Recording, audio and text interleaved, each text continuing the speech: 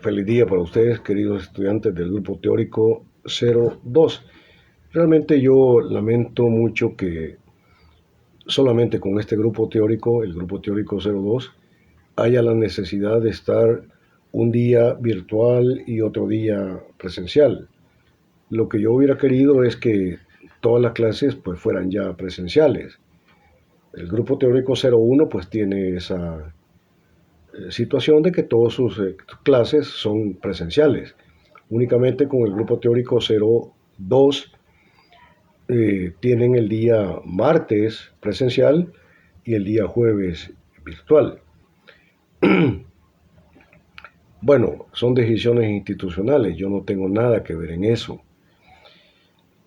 Haciendo punto y aparte, quiero decirles que uh, sí, les dije en el primer encuentro el día martes con ustedes, les dije que los exámenes con ustedes iban a ser de tipo presencial, iban a ser bajo el método clásico y les dije que a la hora del examen no había la posibilidad de acceder a internet y que tampoco pues iban a tener documentos de apoyo a la mano.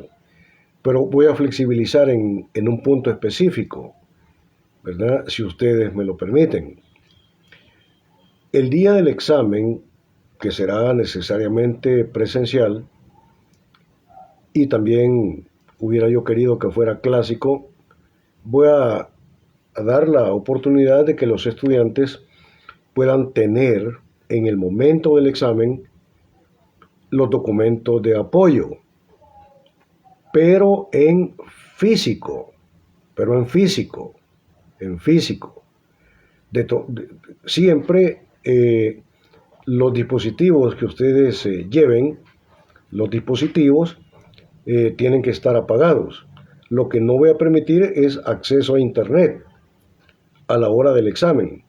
Por tanto, todos los dispositivos al iniciar el examen vamos a apagarlos. Pero les doy la oportunidad, si ustedes quieren, el que así lo desee, queda al ejercicio de la libertad de cada estudiante. El estudiante que así lo desee, el día y la hora del examen, tiene la oportunidad de llevar en físico, ¿sí?, los documentos de apoyo, es decir, tiene que bajarlos y tiene que imprimirlos y llevarlos impresos a la hora del examen. Voy a permitirles eso, ¿sí? Tienen esa oportunidad de consultar sus documentos de apoyo, los cuales documentos de apoyo yo siempre los estoy compartiendo con ustedes en la plataforma Campus UES, ¿verdad? Para que ustedes los bajen libremente, de forma voluntaria. No les estoy cobrando absolutamente nada por eso, ¿sí? Por favor, debe quedar sumamente claro eso, que yo no estoy cobrando absolutamente, cobrándoles a ustedes, ¿verdad? Nada de eso. Que es un acceso libre y voluntario. Ahí ya posteé, ya compartí con ustedes el segundo documento académico de apoyo. Libre y voluntariamente pues usted puede bajarlos. Y el día del examen puede traer los documentos académicos de apoyo impresos en físico. Entonces lo que estoy flexibilizando es eso, de que el día del examen parcial puede usted traer sus documentos de apoyo y tenerlos a la vista y apoyar sus respuestas en el documento de apoyo. Siempre debe usted responder las preguntas que yo le voy a ofrecer, sujetándose al marco teórico analítico, a los conceptos, al enfoque que estamos trabajando en clase y en los documentos de apoyo. Esto que les estoy diciendo tiene que ver con un derecho docente que está plasmado en la legislación universitaria, que tiene que ver con la libertad de cátedra. La libertad de cátedra. Entonces, esa es la propuesta que les tengo para ustedes. Ya se las propuse al grupo teórico 01 y ellos decidieron todos en unanimidad aceptar la propuesta. Yo no sé en el caso de ustedes que van a pensar. Pero les voy a consultar el día martes, ¿sí? Pero sería bueno que en el WhatsApp del Grupo Teórico 02 me manden a decir, ¿verdad?, si están de acuerdo o no están de acuerdo, ¿sí? La persona que no esté de acuerdo, pues simplemente no lleva los documentos impresos en físico y no va a tener la posibilidad, pues, de consultarlos a la hora del examen. Los que sí están de acuerdo, pues justamente van a tener la posibilidad de consultar sus documentos de apoyo en físico. Esa es toda la cuestión. Es una propuesta que yo quiero hacerles a ustedes. Pero el día martes que estemos en presencial, voy a volverles a preguntar. La idea es de que todos estemos de acuerdo, porque es una facilidad para ustedes. El día de hoy, que es virtual, y que yo no quisiera que fuera virtual, yo creo que ya es momento de dejar eso. Voy a trabajar algunas temáticas con ustedes. No voy a continuar el desarrollo crítico de la lógica del capital porque no tengo en qué apoyarme. Es bastante complicado hacerlo de manera virtual, entonces lo voy a dejar para el día martes. Sin embargo, el día de hoy vamos a continuar profundizando algunos enfoques de lo que es la sociología, que es la sociedad, el carácter contradictorio de la lógica del capital, etcétera, etcétera. Entonces, debemos recordar claramente lo siguiente, ¿sí? Todo esto es materia de examen, así que por favor hay que tomar nota. La sociología, como ciencia crítica de la sociedad, es una reflexión metódica sobre la regularidad interna de los fenómenos sociales, de las estructuras, procesos, tendencias y leyes de la realidad social concreta. No abstracta, sino que concreta. Tiene que entender que hay una diferencia entre el carácter abstracto y el carácter concreto. Entonces, repito, la sociología como ciencia crítica de la sociedad es una reflexión metódica sobre la regularidad interna de las estructuras, procesos, tendencias y leyes de la realidad social concreta, con el propósito, porque hay un propósito, con el propósito de transformarla en beneficio de la clase social revolucionaria. Ustedes deben saber que al interior de lo que es el sistema capitalista, de la sociedad capitalista, pues hay dos clases sociales fundamentales, que es la clase capitalista y la clase trabajadora. Entonces, pero de estas dos clases, la única clase revolucionaria es aquella clase que está interesada, pues, en el cambio social de las estructuras del sistema para construir una sociedad en donde las negatividades del sistema capitalista no estén presentes, ¿sí? Por eso, pues, la ciencia social, la sociología como ciencia crítica de la sociedad, por eso es que necesariamente tiene un compromiso con el enfoque, con la visión, con los propósitos de la clase revolucionaria. Por tanto, la sociología como ciencia crítica de la sociedad no es neutra. Tiene que haber un compromiso con los propósitos, con el interés estratégico de la clase revolucionaria, que en el capitalismo pues es la clase trabajadora. La clase trabajadora es la fuerza de trabajo, ¿sí?, que entra en el proceso productivo contratada a través de un salario y que es comprada, se puede comprar en el mercado laboral y se puede comprar exactamente porque es mercancía. Es mercancía, la fuerza de trabajo. Y ahí hay un elemento de deshumanización de la persona. La persona no es contratada como persona, sino como fuerza de trabajo, pagada por un salario.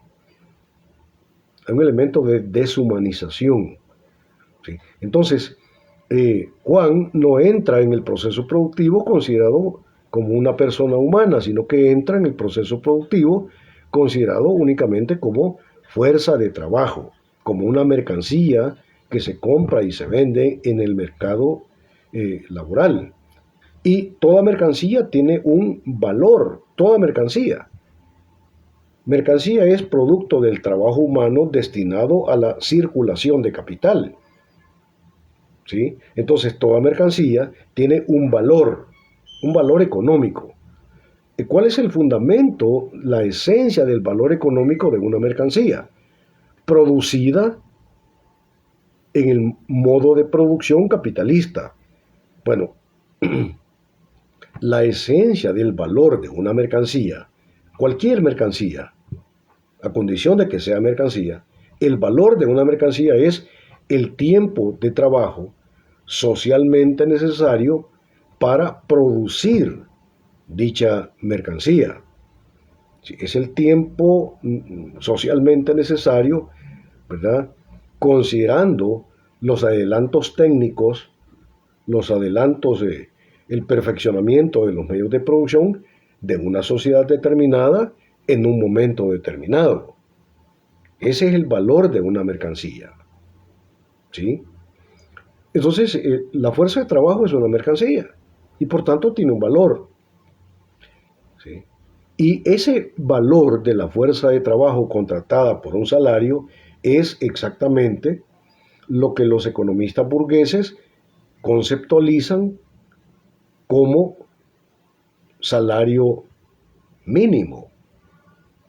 El salario mínimo de la fuerza de trabajo contratada por el burgués a través de un salario es el conjunto de bienes y servicios que son necesarios para que la persona humana pueda reproducirse, es decir, estar viva como fuerza de trabajo para seguir trabajando en el proceso laboral. O sea, el concepto de salario mínimo no es la consideración, no es el cálculo de lo que Juan como persona humana necesita para vivir con dignidad humana. No, eso no es. Es el cálculo económico de los bienes y servicios que Juan necesita para poderse reproducir, es decir, para poder estar vivo al día siguiente para seguir trabajando en la fábrica, pero como fuerza de trabajo, no como persona humana, sino que como fuerza de trabajo, es decir, es el cálculo de los bienes económicos que Juan requiere o necesita para seguir siendo mercancía, para poderse seguir vendiendo en el mercado laboral. Eso es, digamos, el concepto del valor de la mercancía llamada fuerza de trabajo. Entonces, pues, la sociología es una ciencia crítica de la sociedad, ¿verdad? Que estructura, que estudia las leyes de los fenómenos sociales, ¿sí? Pero con el propósito de transformar las negatividades del sistema social vigente para poder construir un sistema social en donde las negatividades del capitalismo pues no estén presentes. La sociedad, ¿sí? Ya no la sociología, sino que la sociedad es la articulación dialéctica de la acción humana estructurada a partir de determinados sistemas de objetivaciones, pero que este sistema de objetivaciones hacen posible, es decir, abren la posibilidad, ¿sí?, de transformar esencialmente la sociedad vigente por una acción humana, es decir, por una praxis científica y además ética, ¿verdad?, para construir una sociedad en donde las negatividades del capitalismo no estén presentes, sino que los intereses de la clase trabajadora, ya no considerada como clase trabajadora, ya no considerada en esa sociedad mejor, sino que ya la persona es considerada como persona, en donde las negatividades del sistema pues ya no están presentes. Podrán haber otros problemas sociales. El ser humano pues no es perfecto, pero es perfectible. ¿De acuerdo? Entonces, es exactamente el orden capitalista, el orden dado, el que va asentando las condiciones de posibilidad para poder construir una sociedad mejor. ¿Sí? Entonces, la lucha revolucionaria de crítica o de superación del capitalismo como sistema, ¿sí?, no es mero aniquilamiento del sistema, porque dentro del mismo sistema se van construyendo las condiciones de posibilidad para superar las negatividades del sistema. Y voy a mencionar únicamente dos, pero hay más, donde uno puede ver que dentro del capitalismo se van creando las condiciones de posibilidad para poder, digamos, superar las negatividades del sistema. Bueno, primer ejemplo. Dentro del capitalismo se construye necesariamente la clase social revolucionaria cuyo propósito es exactamente destruir el Estado capitalista y construir la dictadura del proletariado. Entonces, ¿dónde, en qué momento se constituye la clase revolucionaria como clase social? Pues es justamente en el capitalismo. Es en la lógica del capital en donde se constituye la clase obrera, es decir, la fuerza de trabajo contratada, ¿sí?, a través de un salario para que participe como fuerza de trabajo asalariada en el proceso de producción de mercancías que hay que vender, ¿sí? Entonces, el mismo sistema capitalista construye a la clase social que va a destruir al sistema. Entonces, dentro del capitalismo están surgiendo ya los elementos para poder superar dialécticamente el sistema. Eso es un ejemplo. Es decir, la clase obrera surge dentro del capitalismo. La clase revolucionaria surge dentro del capitalismo. No para fortalecer el capitalismo, sino para destruir el capitalismo y construir la dictadura del proletariado. Ese es el primer ejemplo. El segundo ejemplo es que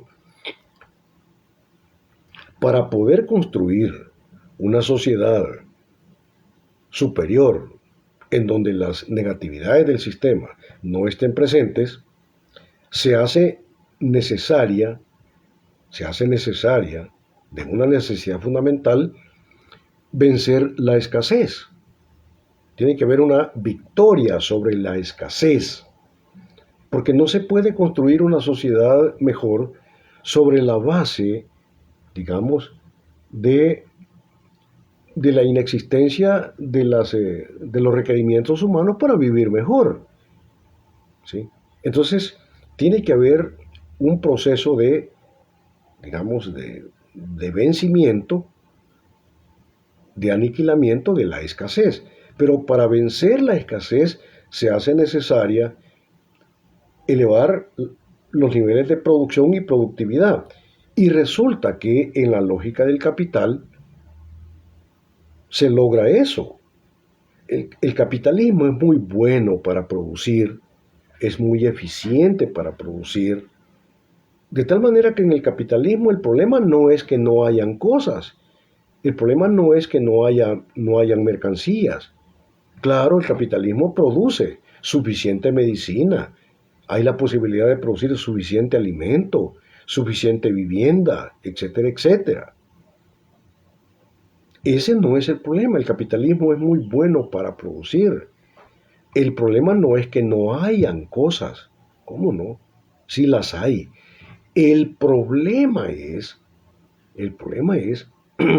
que la clase trabajadora no puede acceder a los bienes producidos, porque para poder acceder a los bienes producidos tiene que hacerlo a través del salario.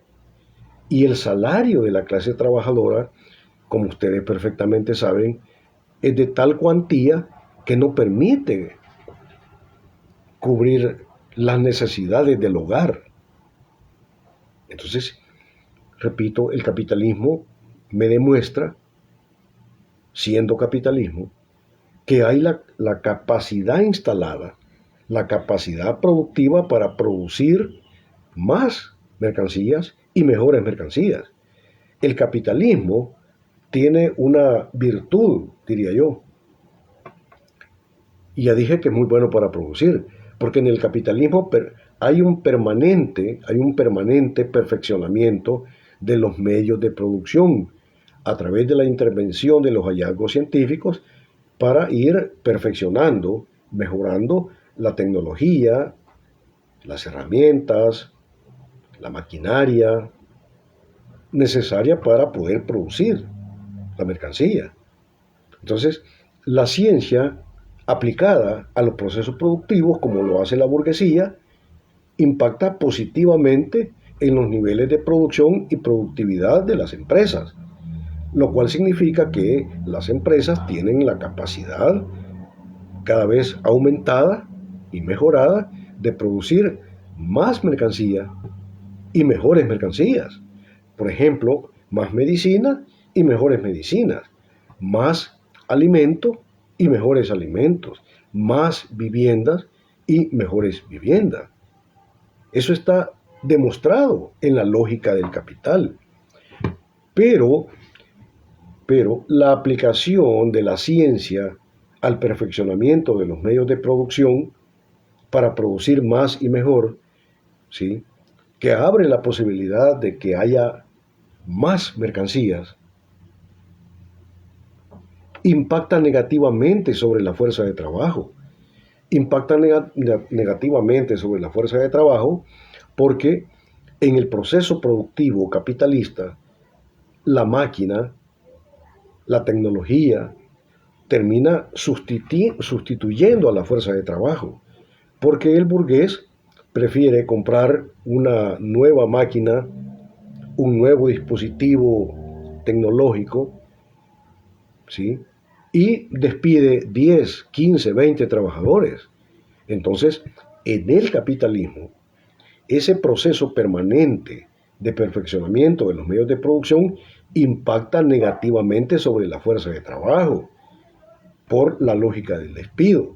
Y recuerden ustedes que de entre las tres leyes del capitalismo, la primera es la concentración y la centralización de la riqueza producida, porque la riqueza producida se la apropia privadamente el burgués, el capitalista, que es el dueño de los medios de producción, que es el dueño de todo el proceso productivo. Primera ley. Segunda ley del capitalismo es la generación de desempleo crónico. ¿Sí? La generación de desempleo crónico. Y la tercera ley es la baja tendencial de la tasa de ganancia. Pero en este momento quiero referirme a la segunda ley, que es la generación de desempleo crónico. Pues eso exactamente es lo que pasa, lo que ocurre con ese proceso permanente de aplicación de la ciencia a los procesos productivos a través del perfeccionamiento de los medios de producción, que terminan impactando negativamente en la fuerza de trabajo porque la maquinaria sustituye a la fuerza de trabajo. Entonces se genera desempleo. Pero como el sistema capitalista es un sistema autocontradictorio, es además antiético, es inmoral, es deshumanizante, pero además es autocontradictorio. ¿Por qué? Porque el propósito de producir bajo la lógica del capital una mercancía, como por ejemplo los zapatos, es poder vender ese zapato, ¿sí?, es poder, digamos, expresar el valor del zapato, el valor económico que está ahí en el zapato, y expresarlo en dinero. En el momento que ese par de zapatos va a la venta y logra venderse, ¿sí?, el dinero que expresa el valor del zapato, ¿sí?, expresa justamente el valor potencial del zapato producido. Recuerde usted que el dinero es varias cosas. El dinero es equivalente general. Yo lo expliqué en la clase presencial con ustedes. Pero también el dinero es expresión monetaria del valor. ¿De cuál valor? Del valor de las mercancías producidas. Entonces, exactamente, el valor potencial del par de zapatos producido se expresa en el dinero de la venta, en la venta. Entonces, por eso el dinero es expresión monetaria, ¿sí?, del valor. ¿Sí? Expresión monetaria del valor. De todas formas, el propósito capitalista de producir mercancías es poder vender las mercancías. Pero resulta que las mercancías, para poderse vender, necesitan de personas que puedan comprarlas, que puedan y que quieran comprarlas. Entonces, en el sistema social capitalista, en el proceso de producción capitalista, se supone que hay algo que técnicamente se llama el mercado interno. Mercado interno. ¿Y el mercado interno qué es? Bueno, pues el mercado interno es la capacidad de compra que tiene una sociedad determinada en un momento determinado. Es la capacidad de compra que tiene una sociedad determinada, como pudiera ser, por ejemplo, la sociedad salvadoreña en un momento determinado, es decir, aquí y ahora. Entonces, el mercado interno es la capacidad de compra. Pero para que pueda haber capacidad de compra, se necesita que haya dinero para poder comprar. Pero si el capitalismo, que pretende vender las mercancías, genera desempleo, significa que la masa de trabajadores desempleadas no pueden comprar la mercancía producida. Y por tanto, ese proceso generado por la lógica del capital, ese proceso de desempleo masivo que desarrolla el proceso de producción capitalista, deprime, encoge el mercado interno. Y entonces, cuando se ve el fenómeno, sí, el fenómeno de la depresión del mercado interno, entonces resulta que las mercancías producidas por el capitalismo pues no se pueden vender. No se pueden vender porque no hay quien las pueda comprar. El par de zapatos producidos en la lógica del capital están ahí. La gente necesita los zapatos porque el mercado interno es la capacidad de compra, no la capacidad de consumo. Capacidad de compra es una cosa y capacidad de consumo es otra. O sea, al burgués no le interesa la capacidad de consumo de una sociedad. Lo que le interesa es la capacidad de compra para poder vender. Pero la misma lógica del capital genera una situación en donde no hay capacidad de compra, porque la fuerza de trabajo, que es la fuerza mayoritaria, la clase trabajadora, que es la fuerza mayoritaria en la sociedad, pues no tiene trabajo. No tiene trabajo. La población económicamente activa es alta, pero la población económicamente activa empleada es baja. Entonces, por eso digo que el sistema capitalista es autocontradictorio, ¿sí? Porque es muy bueno para producir las mercancías que no las puede vender porque no hay quien compre las mercancías. ¿Ves? Entonces sería el fenómeno de la estanflación, que hay muchas cosas en el mercado, muchas cosas, mucha ropa, mucha vivienda, mucha comida, mucha medicina, pudriéndose en los grandes almacenes de los capitalistas, digamos, industriales. Y entonces los capitalistas, ¿qué es lo que hacen? Con tal de no bajar el precio de las mercancías. Porque perfectamente pudieran bajar el precio de las mercancías. O mejor todavía, perfectamente pudieran regalar las mercancías, regalar la comida producida, que la gente no tiene capacidad de comprar, regalar los zapatos que la gente necesita, pero no puede comprar, regalar las viviendas que la gente necesita, pero no puede comprar, pero no lo hacen. ¿Por qué? Porque son malos, porque son perversos, porque son antiéticos, porque son inmorales, porque lo único que les interesa es la concentración y la centralización de la riqueza.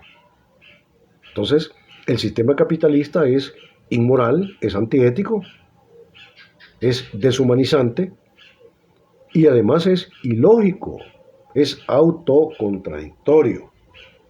¿Ves? Pero es muy bueno para producir. Y entonces para poder construir una sociedad en donde las negatividades del sistema capitalista pues no estén presentes, se necesita elevar los niveles de producción. Pero elevar los niveles de producción a través de la intervención de la ciencia, de los hallazgos científicos, para perfeccionar los medios de producción sin despedir a la fuerza de trabajo. Sin despedir a la fuerza de trabajo. No hay necesidad de despedir a la fuerza de trabajo. En una sociedad mejor que el capitalismo, en una sociedad que Marx llamaba la dictadura del proletariado, por supuesto que tiene que haber un proceso de producción de bienes sociales, un proceso de perfeccionamiento de los medios de producción a través de la aplicación de los hallazgos científicos a los procesos productivos para mejorar los niveles de producción y productividad, pero sin impactar negativamente en la fuerza de trabajo. Entonces, es en el capitalismo en donde se van creando ya esas condiciones que van a hacer posible derrotar la escasez, ¿sí? Digamos como uno de los elementos necesarios para poder construir una sociedad mejor, ¿sí? Por eso es que la superación dialéctica del sistema capitalismo no es un mero aniquilamiento del sistema. ¿Sí?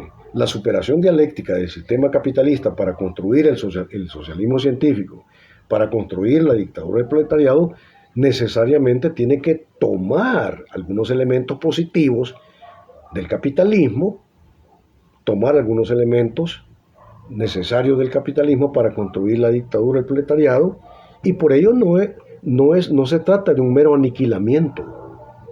¿De acuerdo? Entonces la superación dialéctica de las negatividades del sistema capitalista no es un mero aniquilamiento de la lógica del capital. Bien, entonces, estamos planteando que, de nuevo, que la sociología como ciencia crítica de la sociedad es una reflexión metódica sobre la regularidad interna de las estructuras, procesos y tendencias, ¿sí?, de la realidad social concreta, es decir, del sistema capitalista, con el propósito de transformar o con el propósito de negar las negatividades del sistema capitalista, ¿sí?, para construir un tipo de sociedad que favorezca a la clase social revolucionaria, que es la clase trabajadora. Eso es la sociología. Ahora bien, como ya les mencioné en clases anteriores, la sociedad es la articulación dialéctica de la práctica humana o de la praxis humana, estructurada esta praxis a partir de determinado sistema de objetivaciones, es decir, el sistema dado, existente, pero que hacen posible la transformación esencial de la sociedad por la acción científico-ética de la praxis. Es decir, lo que acabo de plantear es la misma lógica del capital, el mismo proceso de producción capitalista, es el mismo Estado capitalista el que genera las condiciones de posibilidad para poder construir la dictadura del proletariado. Entonces se trata de una praxis social la cual está determinada por la fuerza de imposición del sistema. Y en tanto que está determinada por la fuerza de imposición del sistema, esta praxis es praxis reiterativa y por tanto es una acción humana que fortalece al sistema. ¿Sí? Pero en tanto que es praxis revolucionaria, ya no es praxis reiterativa, sino que es una praxis que cuestiona al sistema. Entonces, abre la posibilidad y la necesidad de poder construir una negación de las negatividades del sistema y crear una sociedad en donde esas negatividades pues ya no estén presentes. No se trata de que ya llegamos al paraíso terrenal, pues habrán otras negatividades, habrán siempre otras contradicciones sociales, pero ya no habrán esas contradicciones tan voluminosas, tan gordas, tan esenciales como las que se dan en el capitalismo. ¿Sí? Pero eso únicamente puede hacerlo la clase revolucionaria. Ahora bien,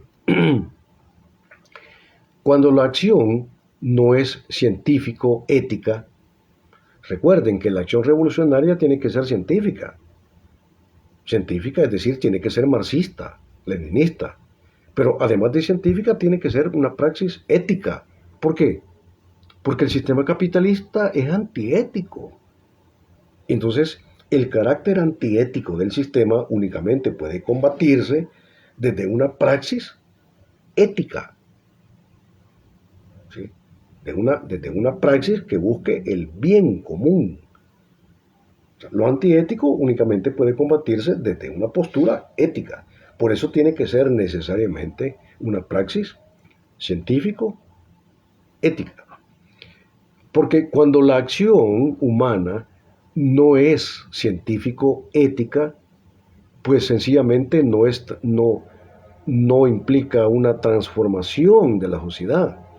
Puede ser destrucción de la sociedad, pero no transformación. Puede ser también una repetición como una praxis reiterativa, pero ahí no hay transformación. Puede ser reformista del sistema dado, pero un proceso reformista no es transformación. Es decir, ¿sí? Una práctica que no es científico, ética, al final de cuentas es una práctica reiterativa que únicamente construye más de lo mismo. Por tanto, una praxis reiterativa como una praxis reformista, al final termina fortaleciendo el sistema, afianzando la lógica del sistema. Bueno,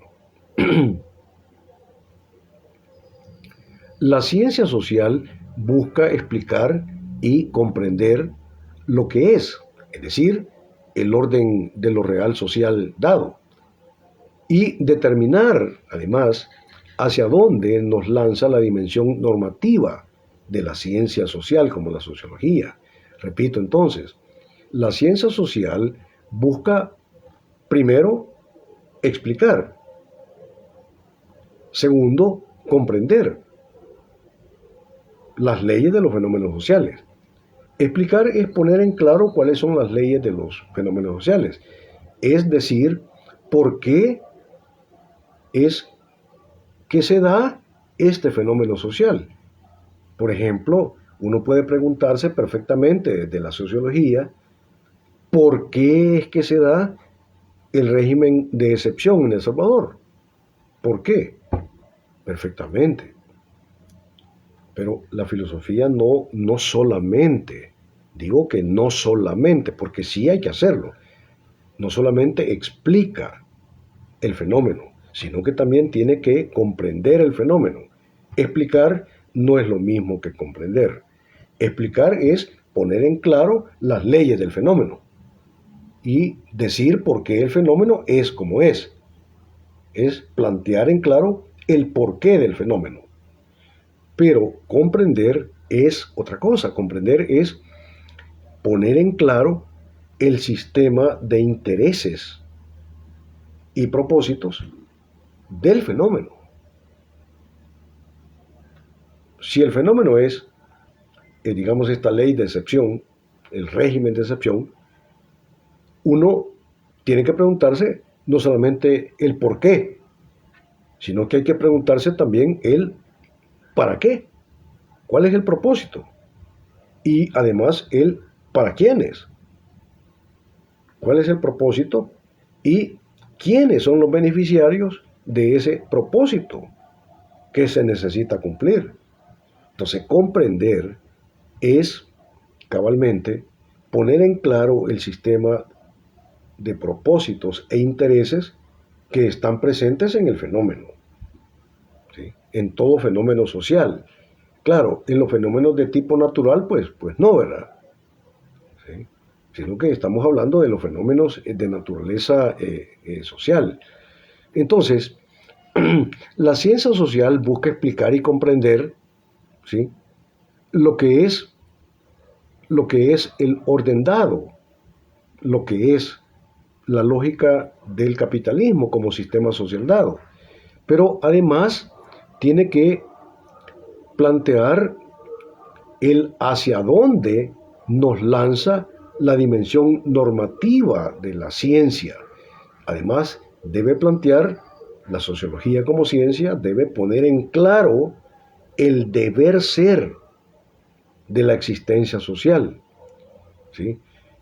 Es decir, el sistema de posibilidades que hay y se deben construir para lograr el propósito de construir una sociedad que supere las negatividades del sistema. Entonces, la ciencia social tiene que plantear el hacia dónde debe moverse la sociedad, ¿sí? ¿Sí? Debe criticar el sistema, debe poner en claro las negatividades del sistema. Pero bueno, una vez que están criticadas las negatividades del sistema, uno tiene que preguntarse, bueno, sí, ya estamos claros de por qué no el capitalismo, pero ¿y ahora para dónde vamos? ¿Hacia dónde nos dirigimos? ¿Qué es lo que queremos construir? Ese es el campo del deber ser. Entonces es trabajo de la sociología como ciencia el plantear el deber ser, el hacia dónde hay que moverse.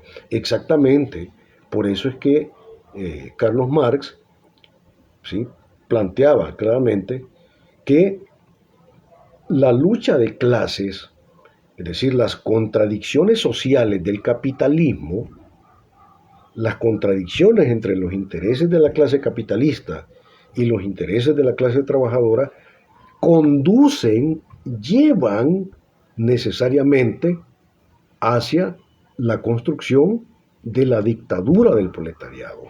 Ese es el deber ser, ese es el hacia dónde y para dónde debe moverse la praxis revolucionaria. Entonces a la ciencia social le compete también el planteamiento del deber ser de la existencia social, de hacia dónde debe moverse la existencia social. Es tarea científica el planteamiento del hacia dónde. El planteamiento del hacia dónde nos movemos o qué es lo que hay que construir no es una cuestión de lo que se le ocurre a los sujetos individuales, ¿verdad? No, es un planteamiento que tiene que ser un planteamiento de naturaleza científica. He ahí el trabajo de la sociología como ciencia. Sí, pero como ciencia crítica de la sociedad. Debo decirles, queridos estudiantes, que así como hay sociología como ciencia crítica de la sociedad, es decir, sociología marxista, también hay sociología no científica, sociología ideológica, falsa sociología, cuyo propósito es, ¿sí?, justificar la existencia del capitalismo. Esta sociología ideológica, esta sociología falsa, no cuestiona el sistema. Al contrario, plantea que los problemas sociales pueden resolverse sin necesidad de cuestionar al sistema, que solo se trata de mejorar el sistema, ¿sí?, que solo se trata de maquillar al monstruo, Pero el monstruo sigue siendo monstruo, aunque esté maquillado, aunque esté disfrazado, no importa, aunque cambie de ropaje. Un monstruo rojo es lo mismo que un monstruo celeste. La única diferencia es que uno es rojo y el otro es celeste, pero ambos siguen siendo monstruos. Eso es reformismo. De eso no se trata. La sociología, como ciencia crítica de la sociedad, no está para eso. No es ese su propósito. No es ese su trabajo. ¿Sí? Vamos a dejar la clase hasta este momento porque yo ansío más, deseo más estar con ustedes el día martes y hay cuestiones que se explican mejor, se expresan mejor en la presencialidad, en el uso de la pizarra, etcétera, etcétera, quedan más claras. ¿Sí? Entonces, nos vamos a ver el día martes y ahí en la presencialidad vamos a seguir trabajando la cuestión de lo que es la lógica del capital, ¿verdad? Entonces, pasen ustedes un muy feliz día y Dios mediante nos vemos el día martes. El día martes nos vemos a las 4 de la tarde. Realmente yo no sé por qué me han puesto la clase tan ya a la cola, ¿verdad? A las 4 de la tarde los estudiantes pues ya están aburridos, ya están cansados, pero en fin, son decisiones que yo no tomo, son decisiones que están arriba de mí. Felicidades, muchachos. Feliz fin de semana.